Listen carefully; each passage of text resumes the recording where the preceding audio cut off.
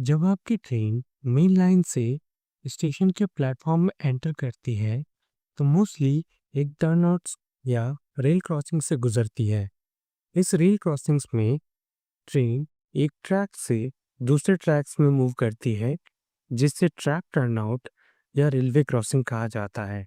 Hello दोस्तों, मैं हूं तरुण और आज की इस वीडियो में हम बात करेंगे ट्रेन एक ट्रैक से दूसरे ट्रैक पर कैसे सेफली मूव कर जाती है। इस वीडियो में हम राइट हैंड टर्नआउट को कंसिडर करेंगे। इंडिया में मोस्टली दो मेन लाइन होती है और रेल ट्रैफिक के अकॉर्डिंग रेलवेज में इन मेन लाइंस को लूप लाइन में स्प्लिट किया जाता है, जो रेलवे प्लेटफॉर्म तक जाती है।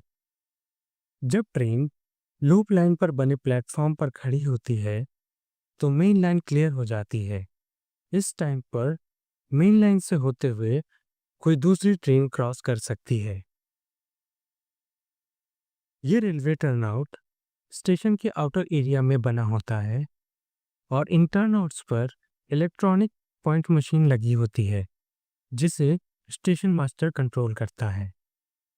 रेलवे क्रॉसिंग के इस पूरे सेक्शन को राइट हैंड टर्नआउट कहा जाता है, जिसमें इंस्टॉल्ड एक एक कंपोनेंट ट्रेन को सेफली एक ट्रैक से दूसरे ट्रैक पर मूव करने के लिए हेल्प करता है।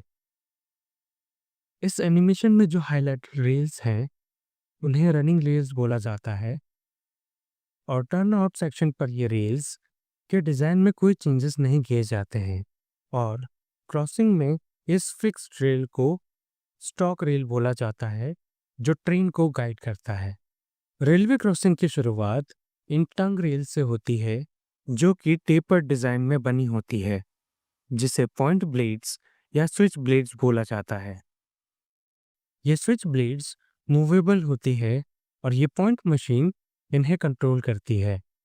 स्टेशन मास्टर इस पॉइंट मशीन को सिग्नल देता है और ये ट्रैक स्पेसिफिक डायरेक्शन में ट्रेन के मूवमेंट के लिए सेट हो जाते हैं। Railway wheels outer conical shape में बने होते हैं और इन व्हील सेट के अंदर की तरफ फ्लैंज भी बनी होती है, जो इस क्रॉसिंग्स में बहुत बड़ा रोल प्ले करती है। जब ट्रैक राइट डायरेक्शन में सेट होता है, उस टाइम पर ये पॉइंट ब्लेड्स कुछ इस तरह की पोजीशन में होती है, जिससे ये ब्लेड्स व्हील सेट को स्ट्रेट जाने के लिए रेस्ट्रिक्ट करती हैं और इसके दूसरी तरफ की पॉइंट ब्लेड और स्टॉक रेल के बीच में गैप क्रिएट हो जाता है, जिससे व्हील इस गैप में इजीली पास हो सकता है। जैसे ही ये व्हील पॉइंट ब्लेड्स के पास आता है, तो फ्लैंज के कांटेक्ट में आते ही व्हील राइट डायरेक्शन में मूव करने लगता है। इन पॉइंट ब्लेड्स के बाद व्हील सेट क्रॉसिंग्स पर आता है।